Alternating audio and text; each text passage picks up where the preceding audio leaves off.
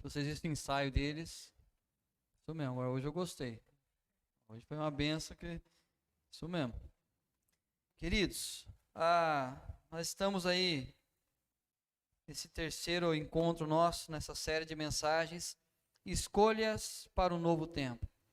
A oportunidade que nós temos, sempre como há uma virada de ano, um novo tempo acontece, eu creio que isso hoje o que nós mais ouvimos exatamente foi isso, um novo tempo.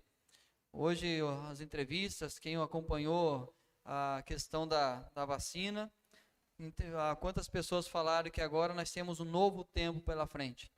E aí exatamente eu creio que foi o que a pandemia pôde ter gerado em cada um de nós. Um pensamento, um repensar a vida, um reconstruir alguns valores. E aí a necessidade que nós temos de Deus para que isso se torne efetivo na nossa vida.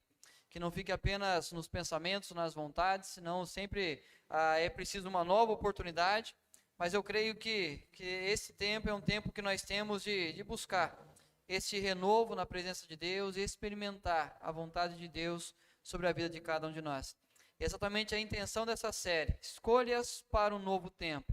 E o que nós temos conversado é sobre necessidades e consequências.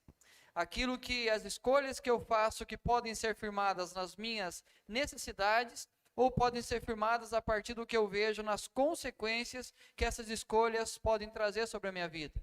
E nós temos aprendido que as escolhas que são feitas a partir das necessidades, nos tornamos escravos das consequências. Então, quando eu acho que eu preciso de alguma coisa, quando eu acho que aquilo é fundamental para a minha vida, eu vou sem pensar, apenas confiando na minha necessidade, a consequência daquilo vai me escravizar. Porque eu fui apenas firmado numa necessidade que eu achava que eu tinha.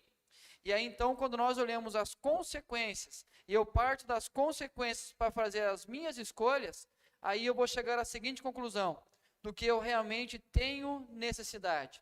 Quando eu olho na consequência, se eu penso assim, eu quero um casamento abençoado, eu olho a consequência, um casamento abençoado.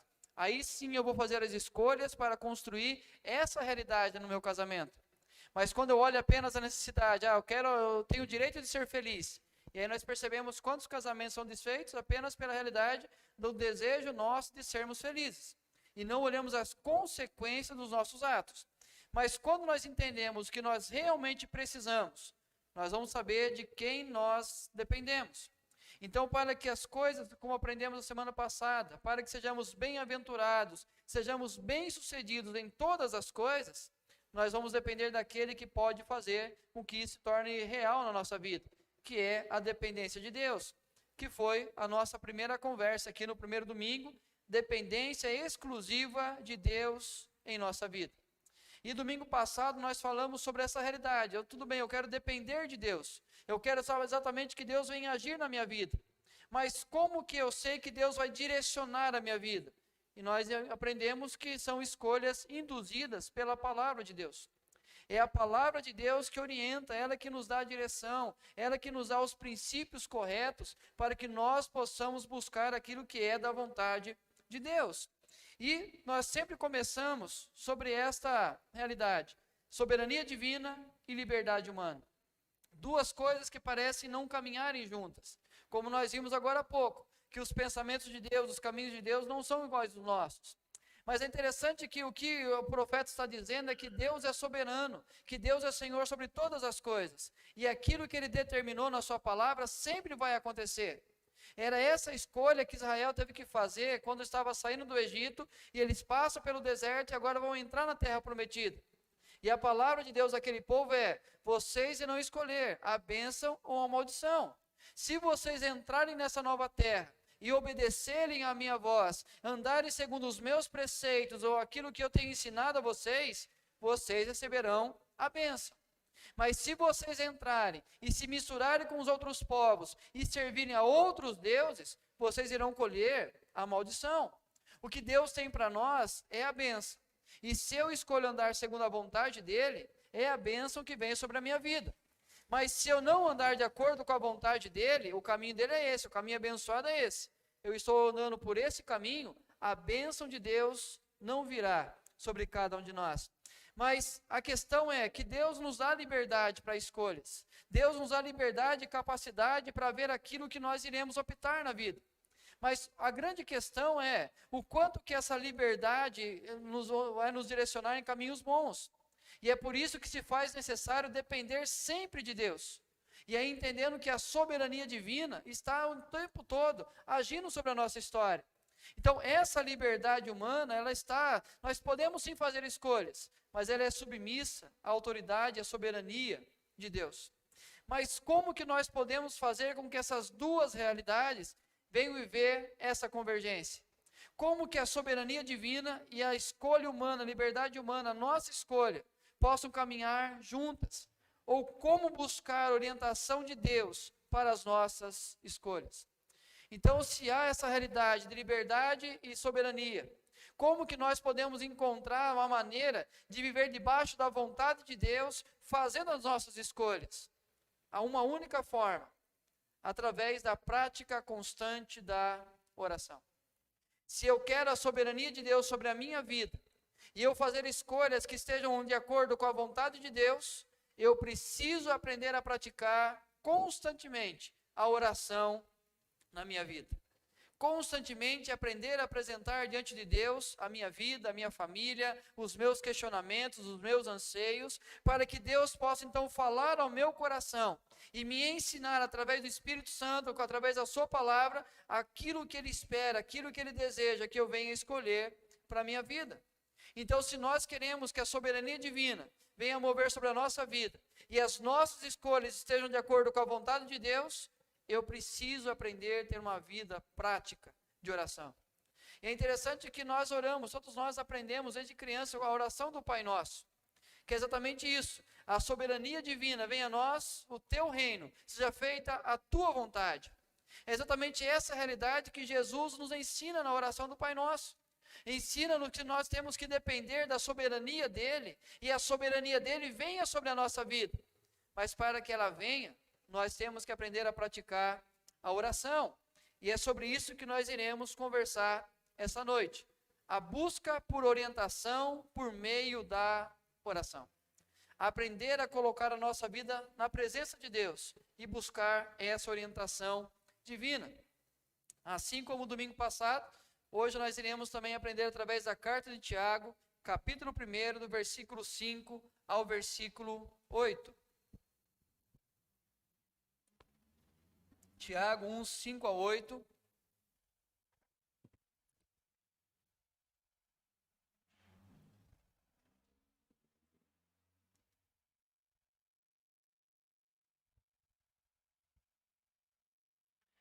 Lá no finalzinho da sua Bíblia, começa assim o versículo 5. Se, porém, algum de vós necessita de sabedoria, peça a Deus, que a todos dá liberalmente, e nada lhes impropera, e ser-lhe-á concedida. Peça, porém, com fé, em nada duvidando, pois o que duvida é semelhante à onda do mar, impelida e agitada pelo vento. Não suponha esse homem que alcançará do Senhor alguma coisa. Homem de ânimo dobre, inconstante em todos os seus caminhos. Queridos, aqui nesse texto que Tiago nos ensina a pedir sabedoria, no versículo 5 ele diz, peça a Deus. No versículo 6 ele diz, peça a Deus, porém com fé. Nos dois contextos ele vai dizer exatamente a necessidade que nós temos de pedir, que é exatamente o contexto da oração. Aprendermos a falar com Deus, a buscarmos em Deus a orientação para a nossa vida. Tem duas frases bastante antigas, que nós já falamos, já ouvimos tantas outras vezes, que diz, a velha mania de trocar os pés pelas mãos. Obviamente ninguém aqui tem esse costume de trocar os pés pelas mãos. Ou colocar a carroça na frente dos bois. Quantas vezes nós já ouvimos, diante de uma decisão que nós queríamos tomar, alguém se aproximou de nós e falou, olha, não troca os pés pelas mãos não, vá devagar, não vá fazer isso, não tenha pressa, não coloque os bois na frente da carroça, porque não vai dar certo, o carro na frente dos bois, senão não vai dar certo. Por quê? Queridos, por que nós agimos dessa forma? Por que nós temos a mania e o costume de fazer isso, trocar as mãos pelos pés ou colocar o carro na frente dos bois? Simples. A percepção momentânea fundamenta a ação. A percepção que eu tenho do momento, para mim já é o suficiente para fundamentar a ação que eu estou tomando, a atitude que eu estou tendo. Então, naquele momento, eu olho aquela circunstância e falo, bom, é isso que eu tenho que fazer. E eu vou lá e faço. É o que acontece, por exemplo, quando eles saem e constroem a Torre de Babel, aonde eles olham uma terra plana, eles olham todo o material necessário, eles olham a mão de obra presente, e eles chegam à conclusão, é para nós fazermos isso. E eles constroem a torre, e Deus olha aquilo, vem e espalha por toda a terra, e confunde a língua de todo mundo. Mas eles acreditavam que a percepção momentânea fundamentava a ação de cada um deles. A excessiva necessidade de agir. Nós não temos o costume o tempo todo, gente, eu preciso fazer alguma coisa, eu preciso tomar uma atitude. E aí então a gente vai nesse ímpeto de querer ter uma atitude que nós precisamos agir, e nós não refletimos da maneira correta que nós deveríamos agir. Ou a natureza impulsiva nossa. Quando eu vi, já tinha feito. Quando eu vi, já tinha falado. Quando eu vi, já tinha comprado. Quando eu vi, já tinha escolhido. Porque nós temos a natureza impulsiva. Queridos, o ponto em comum das 3 justificativas acima é a confiança em si mesmo. As 3 razões, a percepção momentânea, a excessiva necessidade da ação, a natureza impulsiva, sempre irão ser justificadas na nossa confiança em nós mesmos. Porque nós acreditamos que nós sabemos o que é melhor para cada um de nós. Nós temos a plena convicção que aquilo que nós estamos fazendo é o melhor para nós. Mas diante das escolhas, e nós percebemos as consequências delas, aí nós vamos entender que não foi a melhor escolha, não foi a melhor decisão. Mas como nós somos levados a confiar em nós mesmos, o que a palavra de Deus fala é que o nosso coração é enganoso e é corrupto, como que nós podemos confiar em nós mesmos? E aí o que acontece? A confiança em si mesmo desconsidera a dependência em Deus. Quando nós confiamos demais na nossa própria capacidade humana, nós estamos desconsiderando qualquer possibilidade de depender de Deus. Porque se eu me acho capaz de fazer sozinho e escolher sozinho, Deus, deixa eu no meu canto que eu resolvo. Rejeita a orientação de Deus por meio da palavra. Nós não buscamos em Deus, nós não ouvimos a palavra de Deus, nós não somos orientados por ela, porque nós ouvimos apenas a voz de cada um de nós. E aí a situação se complica. Olha o que diz Provérbios 19:3. A tolice do homem transtorna seu caminho, mas é contra o Senhor que o seu coração se irrita. O caminho do homem transtorna o seu caminho. O caminho do homem, a tolice do homem faz com que as suas escolhas sejam erradas e irão levá-lo à destruição. Mas quando tudo der errado, o que ele vai dizer? Mas esse Deus que não me abençoa, esse Deus que não se importa, esse Deus que não ouve a minha oração, esse Deus que não age na minha vida, esse Deus. Então nós iremos nos revoltar com aquele que tem o controle de todas as coisas nas mãos. Mas o que nós fizemos foi apenas agir no nosso impulso, apenas fundamentar naquela percepção momentânea, apenas acreditar que nós éramos capazes de fazer sozinho. E aí quando nós colocamos Deus na história, muitas vezes colocamos apenas um Deus culpado, porque não abençoou aquilo que eu por mim mesmo decidi fazer. Mas como nós podemos redirecionar a nossa confiança para Deus? Ao invés de confiar na nossa limitação, que Tiago diz que nós não sabemos o dia de amanhã, como que nós podemos aprender a redirecionar a confiança para esse Deus? A única maneira, através da prática da oração. Quando eu pratico a oração, eu estou declarando que eu dependo de Deus para que as coisas aconteçam na minha vida. Mas quando eu não pratico a oração, eu estou dizendo que eu não preciso que Deus venha agir na minha história, porque eu sou capaz de fazer sozinho. Já disse um teólogo do passado que aquele que não ora é um ateu na prática. Aquele que não tem a vida prática de oração, ele não acredita que Deus pode agir na sua história, que esse Deus pode intervir na sua vida. Queridos, através da prática da oração, A carta de Tiago, nós vimos alguns pontos na semana passada, mas hoje eu quero destacar esse ponto desses cristãos na diáspora. A insubmissão existencial. O que é essa submissão existencial? Hoje ou amanhã, iremos para a cidade tal, e lá passaremos um ano, e negociaremos e teremos lucros. A carta de Tiago mostra essa realidade. Aquelas pessoas tinham a capacidade de projetar a vida, de fazer as suas escolhas e determinar como seriam os seus dias. E não apenas o dia presente, mas daqui um ano nós iremos ter lucro. Passaremos durante um ano, negociaremos. E no final desse ano nós teremos a recompensa do nosso trabalho. Nós teremos lucro. Isso é insubmissão existencial. É quando nós planejamos a nossa vida independente do querer de Deus. E aí a resposta de Tiago: vós não sabeis o que sucederá amanhã, quanto mais daqui a um ano. E nesse contexto da carta, Tiago introduz dizendo: se porém algum de vós necessita de sabedoria, peça a Deus. Então, ao invés de vocês tentarem determinar as suas escolhas, tentarem apenas fazer a vontade de vocês, aprendam a começar com a oração. Aprendam a buscar a sabedoria, a orientação divina, para que as escolhas sejam de acordo com a soberania dele, para que possam acontecer na vida de cada um de nós. A busca por orientação, por meio da oração. Com esse texto de Tiago, nós podemos tirar 3 lições importantes para nós. A primeira lição: a necessidade da sabedoria deve ser manifesta pela oração. Não adianta a gente falar assim: eu preciso de uma luz. Eu preciso de direção. Eu preciso entender o que está acontecendo. Não é apenas a necessidade.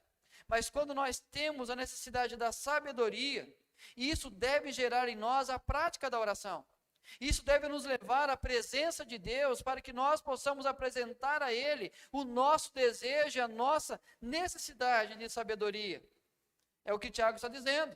Se, porém, algum de vós necessita da sabedoria, peça a Deus. Se nós necessitamos, isso precisa gerar em nós a prática da oração. Mas, queridos, o que torna uma situação obscura demais?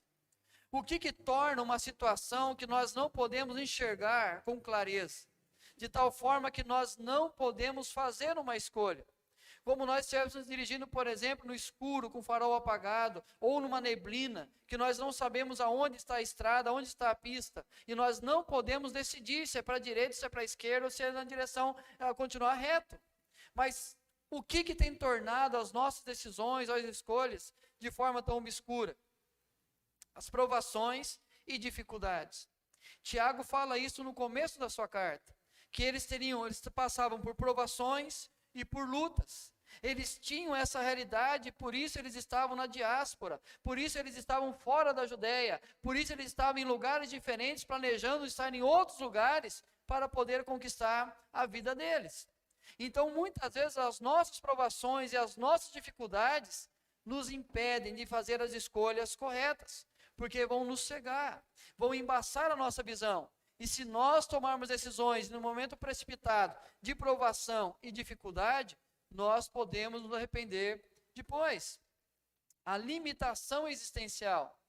Como eu posso escolher algo sem buscar em Deus a sabedoria, se eu não sei o que pode acontecer no dia de amanhã? Tiago fala: vocês não sabem o que vai suceder amanhã.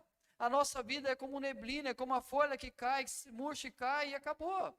Então nós não temos como controlar todas as coisas. Então, diante dessa realidade, se torna obscura a nossa escolha. Pressões emocionais. Diante das realidades da vida, diante dos momentos que nós vivenciamos, diante das dúvidas que nós temos, dos medos que nós alimentamos, como que nós seremos capazes de fazer escolhas? Mas, queridos, aí é neste momento que nós entendemos que a necessidade é sabedoria. E se a necessidade é sabedoria, qual é a decisão que temos que ter? A prática da oração. Olha o que diz Thomas Cook sobre esse texto. Mas se algum de vocês tiver deficiência de sabedoria, ou com perda de qual método adotar, ou como comportar-se em um tempo de tanta angústia e perplexidade, que se dirija a Deus com fervorosa oração. Deficiência de sabedoria, não sabe qual é o método a adotar naquele momento, ou como se comportar, faça apenas uma escolha, apenas uma decisão: colocar-se em oração na presença de Deus.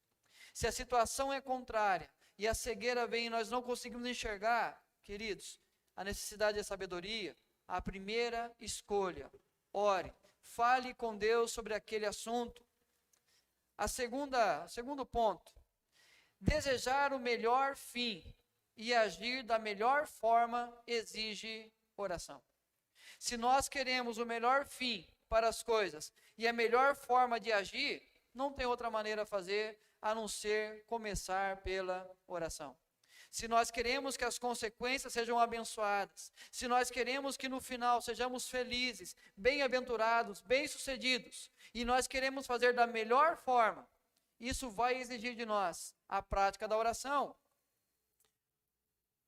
que a todos dá liberalmente, e nada lhes impropera, e ser-lhe-á concedido. É a segunda parte do versículo. A primeira diz: peça sabedoria. A segunda fala: ele vai dar liberalmente. Deus não vai impor barreiras, Deus não vai impor dificuldades, Deus não vai impor condições. Ele simplesmente vai nos dar essa sabedoria, essa orientação, para que possamos ter a melhor escolha, tomarmos as melhores decisões na nossa vida. Então, quando nós entendemos que esse Deus, ele fala e ele responde às nossas orações, nos dando sabedoria, nós temos que praticá-la. Mas o que nos falta ao planejarmos? Quando nós olhamos para a nossa vida, eu imagino quantas pessoas em janeiro de 2020 planejaram tantas coisas para o longo do ano. Quantas coisas, quantos sonhos, quantos projetos. E aí veio a pandemia e mostrou o quanto os nossos planos são ineficazes. Alguns pontos interessantes que vem a falha quando nós planejamos: a certeza da ordem dos fatores e o resultado do produto. Nós não temos isso. Nós não temos a certeza da ordem dos fatores e muito menos o resultado do produto. Por mais que nós possamos fazer tudo da melhor maneira, planejar cada detalhe, nada fugir, nós não temos o controle do amanhã. Nós não temos o controle das coisas adversas que podem acontecer. Nós não sabemos o que vai suceder amanhã. A convicção comprovada que será bem-aventurado, nós não temos. Ninguém sabe que vai ser bem-sucedido. Nós vimos aqui na carta de Tiago, eles falando: daqui um ano nós iremos para a cidade tal, nós iremos trabalhar, nós iremos fazer isso e fazer aquilo, e nós ganharemos dinheiro, nós teremos lucros. Queridos, quantas vezes nós planejamos uma semana da nossa vida, planejamos um dia da nossa vida, acreditando que no final dele tudo estaria bem, mas de repente, lembra aquela vinheta que tinha na Rede Globo antigamente, que todo mundo se assustava com aquilo? É o que acontece, nós não temos o controle, nós não sabemos se nós seremos bem-aventurados. O controle do interno e a isenção da interferência externa. Nós não temos isso. Isso nos falta planejar. Nós não temos o controle daquilo que há em nós, quanto menos o que há nas outras pessoas. Muito menos naquilo que pode acontecer externamente. Olha o que a Dan Clark diz sobre isso. Sabedoria significa, em geral, conhecimento do melhor fim e dos melhores meios para alcançá-lo. Nas Escrituras, isso vai além, pois é a compreensão da vontade de Deus. O que é sabedoria? É saber exatamente a melhor maneira, o melhor fim e a melhor forma de fazer. Isso é sabedoria. Mas como nós alcançamos a sabedoria? Apenas buscando em Deus, para que Ele possa revelar a nós. Mas isso só será completo e pleno quando fazermos a vontade de Deus. É aquilo que nós aprendemos semana passada, no Salmo 1, que aquele que não ouve o conselho dos ímpios, não anda no caminho dos pecadores, não se assenta na roda dos escarnecedores, antes o seu prazer está na lei do Senhor, e nela medita de dia e de noite, esse será bem-sucedido. Por quê? Porque as escolhas que ele fará na sua vida é a partir do conselho de Deus. e não o conselho de pecadores. Ele não vai se assentar na roda dos escarnecedores, mas é Deus falando ao seu coração. Então, se nós queremos o melhor fim e agir da melhor forma, busque em Deus através da oração. Busque através dele para que ele fale ao seu coração. Terceiro, queridos, o crer é o que conduz à efetividade da oração.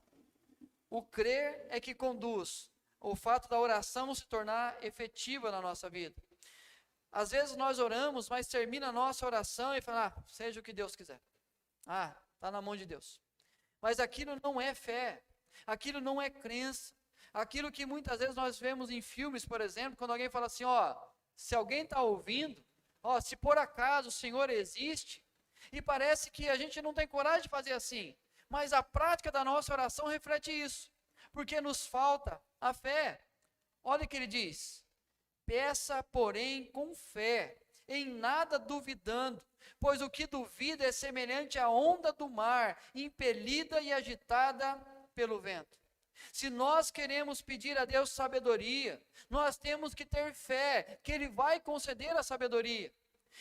O autor de Hebreus fala exatamente isso. Aquele que comparecer à presença de Deus, creia que Ele existe. E não apenas que Ele existe, mas é Ele quem presenteia aqueles que o buscam. Então, se eu chego à presença desse Deus, eu tenho que crer na prática da oração. Mas o que torna a oração ineficaz? Primeiro, a falta de fé. Se eu preciso de fé para chegar, e queridos, a fé não é em nós. Esse é o grande erro nosso. Pastor, eu não tenho fé, porque nos falta força. Nós estamos fracos, nós estamos com medo, nós estamos com receios, e isso nos faz fracos demais.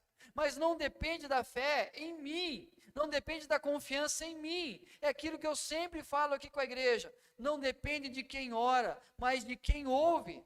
É quem ouve é o mais importante. É o Deus que ouve a nossa oração. E é esta fé que eu preciso ter, que Ele está ouvindo a minha oração. E aí, quando falta isso, ela é ineficaz. O excesso de religiosidade. Queridos, quando nós somos religiosos demais, e achamos que é o nosso mérito Deus fazer, que Deus precisa, é uma troca com Ele, o que está acontecendo é que eu preciso fazer mais para Deus, senão Deus não vai me dar, ou aquela oração apenas religiosa, costumamos fazer antes do almoço, antes de dormir, ou pela manhã, para Deus nos abençoar, mas não é uma fé de entrega, não é uma oração que constrói um diálogo. É a inconstância. A nossa inconstância, quando nós falamos com Deus, mas Deus olha para a nossa vida e percebe que nós não temos tanta expectativa daquilo acontecer, porque nós terminamos a oração e já partimos para as nossas decisões, e partimos para as nossas escolhas, e partimos para continuar fazendo do nosso jeito. E nós não conseguimos fazer como o salmista, no Salmo 5, que ele diz, que ele apresenta a oração pela manhã, e assim ele fica esperando. Ele ora pela manhã, e o resto do dia, a única coisa que ele faz e eu fico esperando. É aguardar a resposta de Deus. É esperar Deus agir na nossa vida. Olha que Thomas Clark fala também sobre essa passagem. O homem que não está completamente convencido de que, se pedir a Deus, receberá, assemelha-se a uma onda do mar. Ele está em um estado de agitação contínua, dirigido pelo vento e jogado. Agora subindo pela esperança, depois afundando pelo desespero. Assim é uma onda. Assim aquela onda impetuosa que ela vem, de repente ela volta calma, mansa, e aí ela volta agitada de novo, e assim nós somos. A nossa inconstância. João Calvino diz o seguinte, ele mostra aqui, primeiro, a maneira correta de orar. Pois como não podemos orar sem a palavra, por assim dizer, liderando o caminho, devemos crer antes de orar, pois testificamos pela oração que esperamos obter de Deus a graça que Ele prometeu. Orar sem fé é a mesma coisa de orar sem palavras. Nós precisamos das palavras para construirmos a nossa oração. E assim também é a mesma realidade da fé. Para que eu possa receber de Deus a graça dele que Ele prometeu, eu preciso aprender a prática da oração. Queridos, mostrem mansidão de sabedoria, mediante condigno proceder as suas obras. Então, aquele que pede sabedoria, aquele que busca por sabedoria, ele pede orientação, e aí mediante o condigno proceder as suas obras. Ou seja, ele busca a sabedoria, e a sabedoria de Deus fala com ele, e ele faz no seu proceder, segundo a vontade de Deus. Mas é interessante que no capítulo 3, Tiago trabalha 2 tipos de sabedoria. Primeiro, escolhas sem oração, firma-se em sabedoria terrena.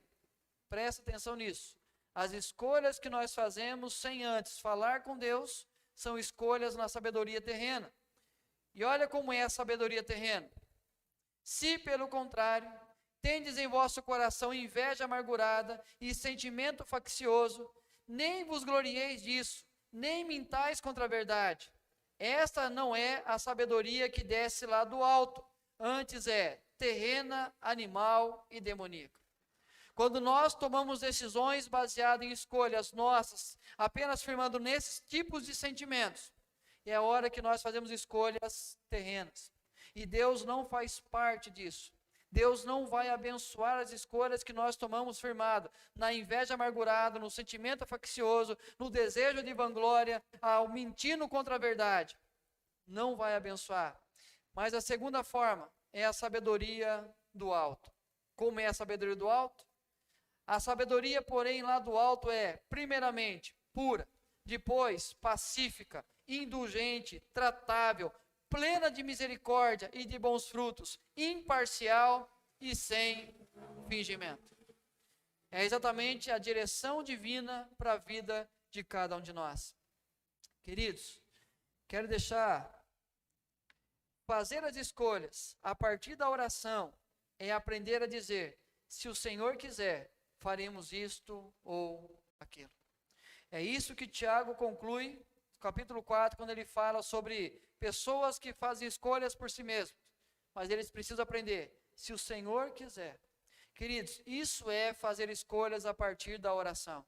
Deus, se o Senhor quiser, o Senhor vai dirigir, o Senhor vai conduzir. Se o Senhor quiser, a porta vai se abrir. Se for para ser bênção, o Senhor vai conduzir de acordo com a tua vontade. Se for realmente contra a vontade do Senhor, que o Senhor traga inquietação ao meu coração, que o Senhor me mostre, que o Senhor tire a paz. Mas se é do Senhor, Deus, que o Senhor coloque a paz, que de todo entendimento, para que eu possa tomar determinada escolha na minha vida, e que isso fique guardado no coração de cada um de nós.